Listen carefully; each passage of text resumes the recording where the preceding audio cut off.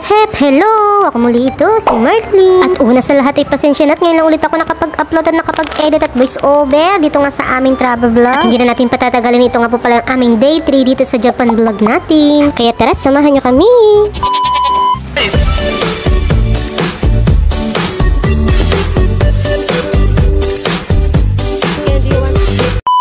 Ohayo gozaimasu! At nandito pa din nga po pala kami sa Hotel Lantana at hindi pa kami nakakapag-check out. At maaga nga po pala kaming gumising para maabutan namin ang pagbubukas ng bangko dito sa Okinawa para kami makapagpalit din ng pera at kulang nga aming dalang dolyar. At itong for the blower ang aking asawa sa kanyang damit na suot kagabi dahil wala pala siyang nabitbit na pamalit na damit. Puro boxer po pala ang nadala niya, ay kainaman naman.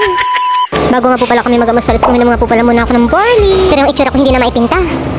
Few minutes later, wala nga po palang free breakfast na binok ang aking asawa dito sa hotel, kaya naman po siya bumaba na lang para bumili ng aming almusal. Pork Damago Origini nga po pala yung binili ng aking asawa na famous nga po dito sa Okinawa na good for breakfast talaga. Ayan, ang sarap man din ba?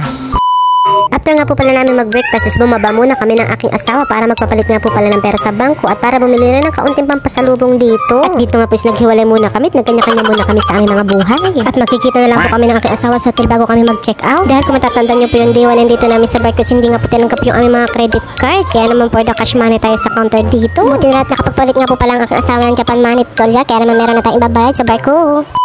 At dahil nasa Japan nga po pala tayo, salbad nga po pala dito ng 1 oras. Kaya naman kailangan natin agahan dahil napakabilis nga po pala dito ng oras. At habang nasa bangko nga po pala ng aking asawa, isa ko naman ito, nag-uuli-ulit, naglalakad-lakad at natingin nga po ng mga pwedeng bilihin. Kumuha na nga rin po pala ako ng t-shirt, souvenir na rin at ito nga rin nga po pala ipapasok ko na rin sa aking asawa. Gawa nga po ng suot niya yung kagabi is yun ulit. At after nga po na namin makaikot-ikot is aray, pumunta na po kami ulit sa loob ng hotel at para mag-check out naman. At dito nag-umpisa na nga po pala ulit kami maglakad-lakad. Di pa man kami nakakalayo dito sa hotel is pagkasakit-sakit na nga po pala ng aking paa. Pero no choice tayo, kaya tara, samahan niyo muna kami.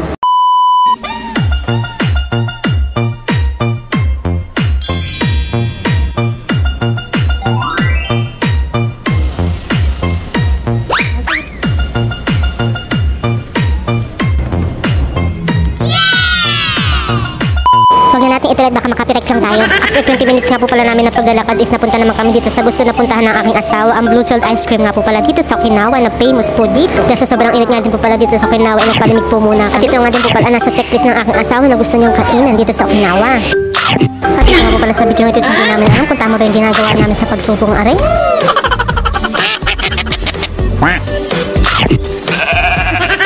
Yucky! At nang malamigan na nga po pala ang aming sikmura is nagumpisa na nga po pala ulit kami maglakad-lakad. Bumalik nga po pala kami para kuhanin ulit yung aming bag na alimutan namin. Ang goal nga po pala namin mag-asawa is maglakad lang naman dito sa Okinawa at pagmasdan ng kapaligiran dito. Halos dito nga po pala naubos ang oras namin sa kalalakad. Ayan na nga po, sa layo ng nilakad namin, natagpuan na nga po pala namin itong Ruya Honten o yung ramen restaurant po dito sa Okinawa. Di po man bumababa sa aming sikmura yung aming kinain is kakain nga po pala ulit kami ng aming naman pangtanghalian. At ito din po is kasama sa bucket list ng aking asawa sa paggala nga po pala namin dito sa Okinawa. Kilala nga po pala dito sa Kokusai Street ang ramen restaurant dito, kaya naman dinadaya po ng maraming mga turista. Kaya tara, kain po muna tayo. Yummy!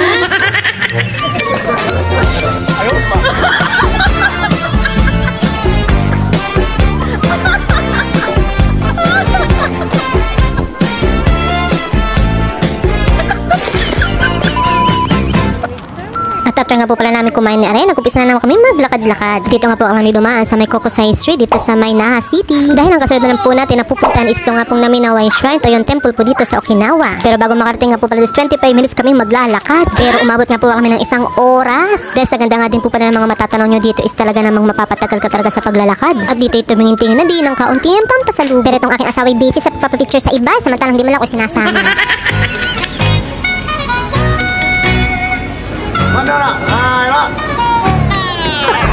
At sa tagal-tagal ko na rin nga po pala kumakain sa McDonald's, ngayon ko lang ulit nakita si Donald. Hi! At ito, balik na naman ulit tayo sa paglalakad after natin makapagpahin ng ilang minuto. At ang mga oras nga po palang ito is pagkasakit-sakit na nga po talaga ng aking ayan naman din ba. So dabi nga po pala dito ng taxi, hindi man lang tumawag ng aking asawa. Gusto niya maglakad na lang daw po kami para naman ma-enjoy namin yung view dito. Pari na Google Map na nga lang po pala kami ng aking asawa para makarating nga po pala dito sa Naminawa Shrine o yung temple po dito sa Okinawa. At ari nga, dumaan nga po pala kami dito sa may overpass dito sa Naha City.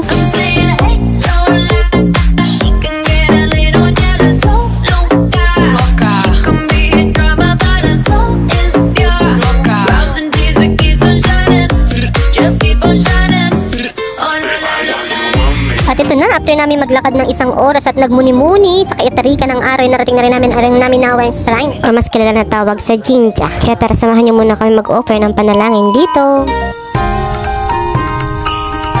kailangan nyo nga po pala muna magbaw ng isang beses dun po sa main hall gate ng temple or ng shrine po dito, or yung tinatawag nilang Tori. At kailangan nyo nga din po pala maghugas ng kamay dito sa kanilang shrine or yung wash tub po nila dito, at magkilamos ng muka. Tanda ng paggalang po at respeto sa kanilang lehiyon. At dito nga pis nakarating na kami sa kanilang main hall, at nag-offer nga po pala kami dito ng kaunting panalangin at pasasalamat po, at tanda rin po ng paggalang sa kanilang Japanese culture at history po nila dito.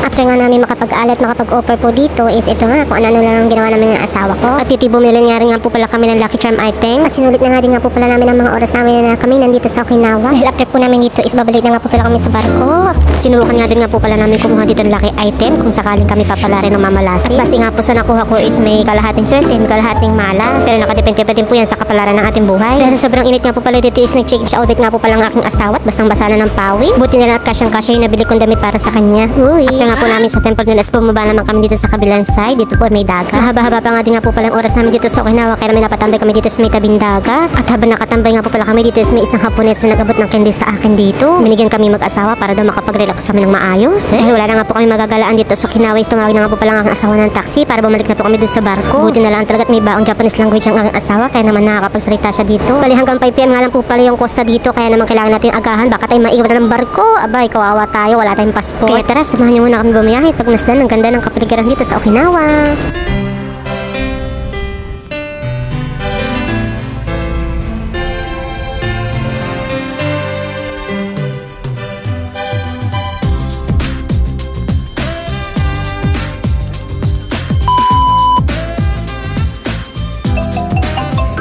After 20 minutes nga po pala ng pagbabiyahe namin is nakarating na nga po pala kami dito sa port. At dito nga po pala sa pagpasok namin is kailangan namin pakita yung aming Xerox copy ng passport na nakatunayan po talaga kami ay pasahero dito sa cruise ship. At dahil mahaba-haba pa nga po pala yung oras namin dito is dito nag-picture-picture nga po pala muna kami. At talaga man tamang imot-imot lang dito. At pinagmamasan talaga ang laki at ang ganda ng barko dito. At hanggang alas 5 nga lang po pala ng hapon dito yung cruise ship, kaya naman pwede pa tayo dito umikot-ikot ng kauntian.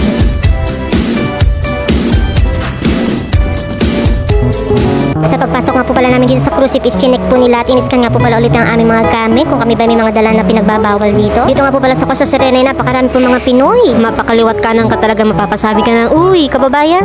At eto na nga po, sa wakas nakarating na nga po pala kami sa aming room. At pagdating nga po pala namin dito sa meron na nga po pala kaagad kami natanggap na sulat na letter nga po na yung katunayan na yung aming credit card is hindi gumagana po. Kaya naman pagkadating namin is binaba na nga rin po pala namin agad yung aming mga dalang gamit at dumiretso na rin po agad kami sa counter para may report na din po namin na hindi na po namin gagamitin yung credit card at ikakash na lang po namin. Buti na lang talaga at nakapagpapalit kami ng pera sa Okinawa. Ay kung hindi na po talagang lagot tayo nito. At guys, heto naman tayo ngayon. Hayahay na. Wala na tayong iisipin pang problema. Kaya naman hanggang dito muna ang ating vlog. At samahan niyo kami sa aming day 4 dito sa Okinawa. Tayo na may papunta sa Miyokojima Island. Bye bye! See you!